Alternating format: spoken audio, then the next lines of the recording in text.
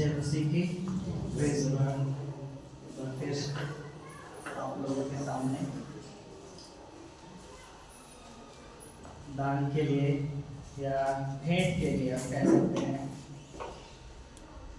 बहुत कम समय लूँगा और आप इसके लिए देख सकते हैं पहला तीमुथियुस और उसका 6 अध्याय।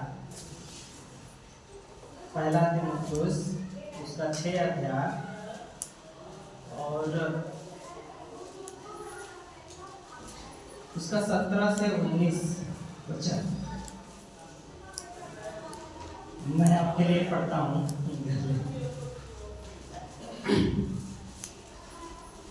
इस संसार के धर्मानों को आज्ञा दे कि वे अब अभिमानी न हो और चंचल धन पर आशा न रखें, परंतु परमेश्वर पर जो हमारे सुख के लिए सब कुछ बहुतायत से देता है। यहाँ पे अगर हम 17 में देखते हैं, यहाँ पर पौलुस कहते हैं तीमुथियुस को कि धनवानों को आज्ञा दे कि चंचल धन पर आशा न रखे।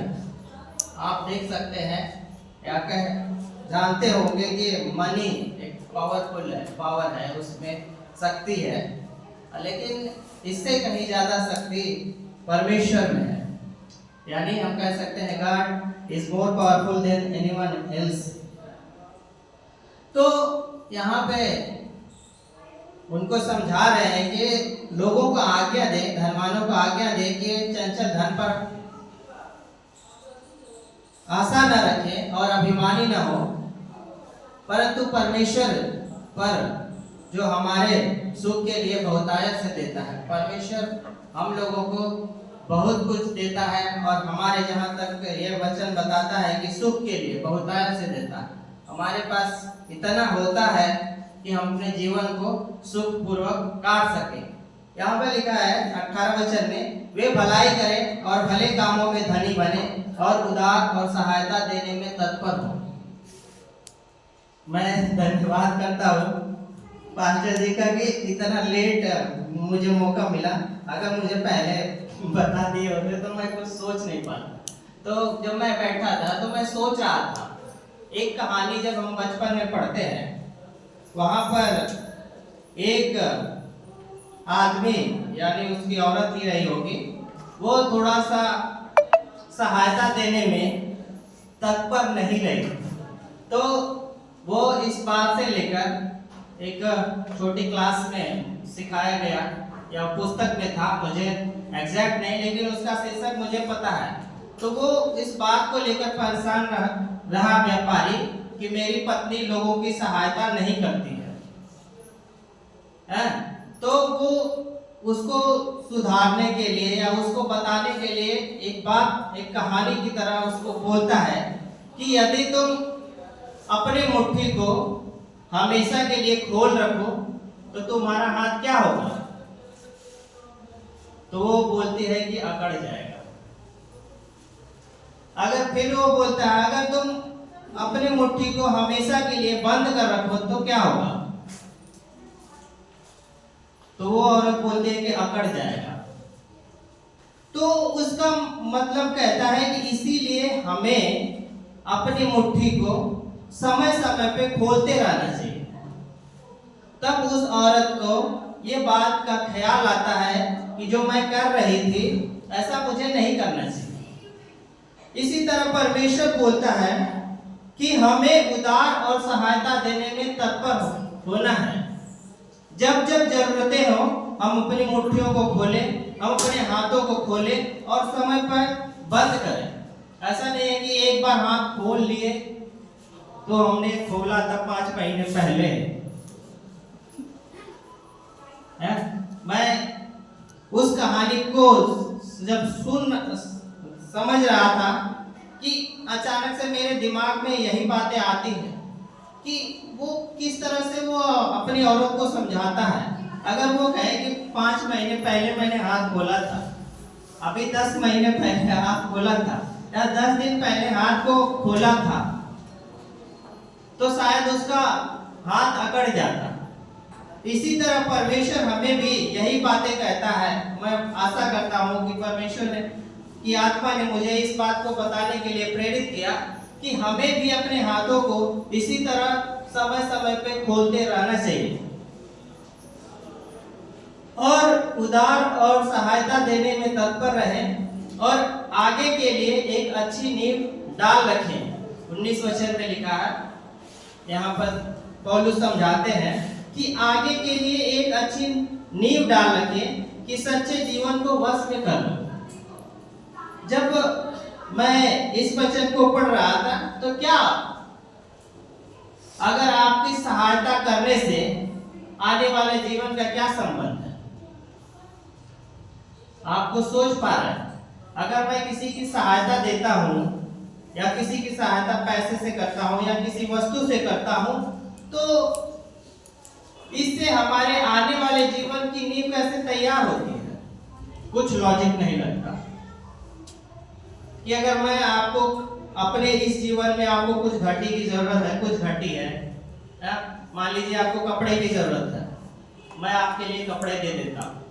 आपको भोजन की जरूरत है, मैं आपको भोजन की दे देता हूँ, तो इसका आने वाले जीवन से क्या संबंध है? आप सोच पा रहे हैं? हम लोग भी इस बात को नहीं समझ पाते, लेकिन पौलुस इस बात को कहते हैं कि ये एक अच्छी नींव है कि आप इस संसार को धीरे धीरे धीरे धीरे, जैसे नींव सबसे पहला निचला बेस होता है, आप एक एक को रखते जाते हैं तब जाके तैयार होता है अगर आप घर बनाना चाहते हैं। उसी तरह हमें इस सांसारिक धन को धीरे धीरे धीरे धीरे उसको छोड़ते रहना। और अगर मैं एक क्वेश्चन और करूं, मैंने कुछ ज्यादा लिखा नहीं है, अगर आप देखेंगे तो ये सब मेरे दिमाग में चल रहा था कुछ समय पहले। जब मौका मिला नहीं तो मैं थोड़ा सा खत्म करके बंद कर देता कि आप सुने होंगे कि इतने धनवान लोग इतना पैसे दे दिए जितना अगर वो रखे होते तो आज दुनिया के सबसे अमीर होते। या तो ये लोग क्यों देते हैं? वो तो अपने और भी अमीर बने रहना चाहिए, उनको टॉप पे बने रहते तो अच्छा रहता, उनका नाम होता, चाहे वो बिल गेट्स हो, चाहे टाटा हो, चाहे और भी बहुत सारे लोग हैं, जकरबर्ग है, एलन मस्क है। अगर मैं कहता हूँ इनको क्या पैसे की जरूरत नहीं है? बिल्कुल है। अगर आप स्पेस एक्स एलन मस्क को जानते हैं तो वो टूरिज्म, जैसे हम लोग जाते हैं पार्क में घूमने के लिए, वो जाते हैं स्पेस में घूमने के लिए, स्पेस टूरिज्म बनाने के लिए। तो क्या वो लोग क्यों पैसा दे रहे हैं? उनको तो जरूरत है। लेकिन जब आप इस मनी के साइकोलॉजी को समझते हैं, जब आप धन के मनोविज्ञान को समझते हैं तो आपको पता चलता है कि इसमें अगर आप दान नहीं करते या नहीं देते हैं तो आप एक तरह से फंसे रहते हैं, आपकी माइंड सेट उसमें उलझा रहता है, आप दूर की नहीं सोच पाते। जिस तरह से ये वचन कहता है कि एक अच्छी नींव हम नहीं डाल पाएंगे अगर हम, जिसको हमें खुद जरूरत है पैसे की, जैसे कि बड़े बड़े लोग करते हैं, वो उनको पैसे की जरूरत है लेकिन फिर भी दान क्यों दे रहे हैं? मिलियन बिलियंस डोनेट करते हैं वर्ल्ड बैंक गरीबों के लिए, डेवलपमेंट कार्य करने के लिए वर्ल्ड बैंक बिलियन खर्च करती है। वो तो हम उसके घर के नहीं हैं,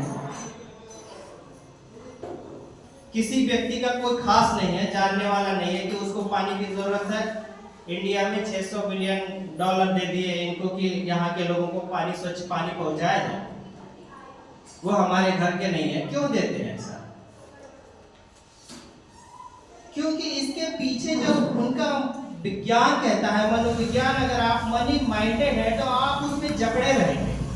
और एक बात और मेरी ध्यान आया, दूसरा, हम लोगों के दोस्त जब उनको पैसा मिला तो बहुत सारे लोगों ने अपने खास है हम लोगों के दोस्त। जब पैसा मिलता है तो सारे लोगों का पैसा इकट्ठा कर लिया। सारे लोगों का पैसा इकट्ठा कर लिया, करीबन 3-3.5 लाख रुपए हुए, और सारे पैसे निकाल लिए बैंक से और उसको बिछा दिया बेड पे। उस पे बिछा के पूरा पैसा बिखे है, 500 के नोट। मैं आपको एक सच्ची घटना, अभी आप फेसबुक पे जाएंगे तो हो सकता है वो पोस्ट किए हैं बाकायदे, और ये घटना कुछ समय पहले की है, और वो आराम से फोटो खिंचवा के पैसे बिखेर के उस पे सो रहे हैं।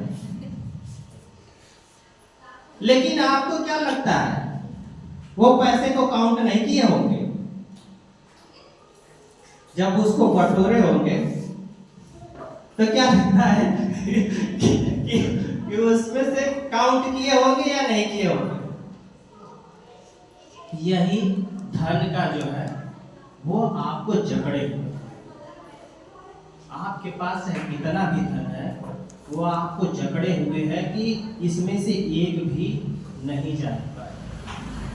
आप आनंद तो मना रहे थे, आपने अपने पैसे को बिखेर के दिखा के कि हम सबसे ज्यादा हमारे पास पैसे है, देख लीजिए मैं बिछा के सो सकता हूँ, इतना पैसा मिला है कि फोटो हम खिंचाते हैं और पोस्ट करते हैं ऑनलाइन सोशल मीडिया पर। लेकिन अगर मनी हमें इतना जकड़ी हुई है कि हम आगे की चीजों को नहीं देख पाते, जिस तरह से यहाँ पर पौलुस कहते हैं कि समझाते हैं कि लोगों को तू बता कि ये धन कितना लोगों को जकड़ा हुआ है। धनवानों को खासकर सलाह देते हैं, एक वचन और जब आप पढ़ते हैं कि धनवानों का स्वर्ग के राज्य में प्रवेश करना मुश्किल है। क्यों मुश्किल है? क्या वो परमेश्वर को विश्वास नहीं करते? करते होंगे शायद। आप एक उदाहरण देख सकते हैं, टैक्स कलेक्टर चुंगी लेने वाला, वो धनी था, परमेश्वर पर विश्वास करता था। क्यों यीशु ऐसा बोलते हैं कि धनवानों का स्वर्ग के राज्य में प्रवेश करना कठिन है? बात यही है कि हम उसके चंगुलों से, उसके जकड़ से, आप जितना डेस्परेट होते हैं, किसी के पीछे भागते हैं, वो आपको उतना ही और परेशान करता है। अगर आप धन कमाने के पीछे जाते हैं, अगर मैं अपनी अगर बताऊं तो मैं कभी पैसे काउंट नहीं करता। अगर मेरे जेब में है, अगर मिला तो या तो बैग में डाल दूंगा या पर्स में रखा है, कभी नहीं काउंट करता कितना है। एक बार क्या हुआ और उसमें से निकाल लेते, एक बार ससे निकाल लिए बैग से, है कि इसमें से पैसे रहते हैं। और मुझे नहीं पता, जब मैं गया गाड़ी में बैठे, हमने को खोला तो मैं उतर गया, उसमें से पैसे है। तो वो कह रहा है कि गाड़ी वाला आप उतर क्यों गए? हमने कहा हमारे पास पैसे नहीं है। तो इसी तरह जब हम लोग कॉलेज में थे तो हमारे दोस्त रहते थे, अजय भाई और एक भोला करके मित्र, वो पैसे ले लेते थे, चलो ले लेते हैं और आगे बताते थे, क्योंकि उनको पता है कि ये काउंट करता ही नहीं। तो ये है कि आप अपने जीवन में क्या टेक्निक्स अपनाते हैं धीरे धीरे इसको मनी के चंगुलों से छोड़ने के लिए। आप इसको छोड़िए, और इसीलिए परमेश्वर दूसरे, अगर आप प्रेरितों के काम में देखते हैं तो हमें देना इसीलिए है क्योंकि देना लेने से धन्य है। हमें देना चाहिए ताकि हम मनी के जो है, धन के चंगुलों से अपने आप को छुड़ा सके, हमारा उस पर मन ना लगा रहे। जिस तरह से बाइबल कहती है कि जहाँ तुम्हारा धन रहेगा वहाँ तुम्हारा मन रहेगा। हम अगर धन पे भरोसा करते रहेंगे, धन पे विश्वास करते रह रहे हैं, हम लोगों ने सुना है कि न हम इस धन को ले जा सकते, मरने के बाद नहीं ले जा सकते। धन से आप नींद को नहीं खरीद सकते। आप अपने पेट पे मखमल का बैठा दीजिए, कितने गद्देदार बना दीजिए, लेकिन जब आप कभी कभी आपको नींद जब नहीं आती है, तो ऐसा मुझे भी होता है। एक लोगों को एयरपोर्ट छोड़ना हुआ तो मैं सोया। हम लोगों के जनरली ये है कि रात को सोते, लाइट बंद कर रहे हैं, फैन चला रहे हैं, ओढ़ रहे हैं, आंखें बंद कर रहे हैं, नींद नहीं आ रही, क्योंकि लगता है अपने टाइम पे सोएंगे तो हो गया 7-8। तो इसी तरह धन आपको जब आपकी नींद नहीं ला सकता है, धन आपके लिए कुछ ज्यादा नहीं कर सकता। इसीलिए परमेश्वर का यहाँ वचन कहता है, धनवानों को आज्ञा दे कि अभिमानी न हो और चंचल धन पर आशा न रखें, परंतु परमेश्वर पर जो हमारे सुख के लिए बहुतायत से देता है। आपके पास बहुतायत से है, आप छोटे में विश्वास योग्य रहे तो आपको और दिया जाएगा। आप ये न कहें कि हमारे पास बहुत हो जाएगा तो हम भी देंगे। और एक वचन आप पढ़ सकते हैं, 8 और उसका 18 वचन। मैं इस वचन को पढ़ने के बाद बंद कर दूंगा। व्यवस्था विवरण 8 और उसका 8 अध्याय और उसका 18 वचन, कि हम क्यों हमें देना चाहिए, परमेश्वर को क्यों देना चाहिए। हम लोगों को दे सकते हैं, जैसा कि मैंने एग्जाम्पल में बहुत सारे दिया कि लोग देते हैं, किसी गरीब को देते हैं, किसी जरूरतमंद को देते हैं, और हमें परमेश्वर को क्यों देना है। इसका व्यवस्था विवरण 8 और उसका 18 पद। तू अपने परमेश्वर यहोवा को स्मरण रखना, तू अपने परमेश्वर यहोवा को स्मरण रखना, क्योंकि वही है जो तुझे संपत्ति प्राप्त करने की सामर्थ्य देता है। हमें परमेश्वर को याद रखना है, क्योंकि वही है जो हम जितना भी अपने जीवन में संपत्ति प्राप्त किए हैं या धन इकट्ठा किए हैं, जिसको आप कह सकते हैं कि हमारे पास है, वो इसीलिए है कि परमेश्वर ने आपको वो सामर्थ्य, आपको धन इकट्ठा करने का सामर्थ्य देता है। इसीलिए हमें उसको स्मरण करते रहना चाहिए और उसीलिए हमें देते रहना चाहिए परमेश्वर को। एक्चुअली में हम परमेश्वर को दे नहीं रहे, ऐसा करके हम दिखाते हैं कि हमारे परमेश्वर के प्रति क्या है। परमेश्वर के पास अगर मैं मुझे यहाँ देने से परमेश्वर के गले में नहीं जा रहा, आप कि या चर्च में किसी के दान देने से गले में नहीं जा रहा कि वहाँ पर हमारा अकाउंट पे चढ़ गया। हम ये करके एक दूसरे के परमेश्वर की कलीसिया में ये शो करते हैं कि परमेश्वर पर हम आस्था रखते हैं, जैसा उसका वचन बताता है वैसा मैं आज्ञा पालन करता हूँ। इसीलिए हमें देना चाहिए। तो जिस तरह से ये वचन करता है कि तू परमेश्वर, अपने परमेश्वर यहोवा को स्मरण रखना, और हमें इन बातों के लिए परमेश्वर को स्मरण करना है कि वही है जो हमें संपत्ति या धन इकट्ठा करने की सामर्थ्य देता है। आइए हम इन वचनों को के लिए प्रार्थना करेंगे। धन्यवाद स्वामी परमेश्वर, हे राजाओं के राजा प्रभु यीशु, हे मेरे मन यहोवा को धन्य कर। सच में पिता परमेश्वर, तू ही है जो हमें सब कुछ बहुतायत से देता है और हमारे पास बहुत है, इसके लिए भी हम धन्यवाद देते हैं। पिता परमेश्वर, आपकी शक्ति और सामर्थ्य के द्वारा जो कुछ है हमारे जीवन में, हम लोगों के जीवन में, सब आपकी वजह से। प्रभु यीशु, आप हमें समझ दे और उस अनुग्रह दे, ताकि हम समझ पाए कि स्वामी परमेश्वर आपने दिया है और हम आपके कार्यों में सहायता के लिए देने पाए। हे राजाओं के राजा प्रभु यीशु, हम जिस तरह से कहानी के द्वारा सीखते हैं कि हम अपने मुट्ठियों को समय समय पर बंद करते रहना है और उसको खोलते रहना है, ताकि हमारा हाथ न अकड़ पाए, उसी तरह जिस तरह से पौलुस तीमुथियुस को समझाते हैं कि उन्हें आज्ञा दे कि वे चंचल धन पर आशा न लगाएं और उस पर घमंड न करें, परंतु परमेश्वर पर जो बहुतायत से देता है।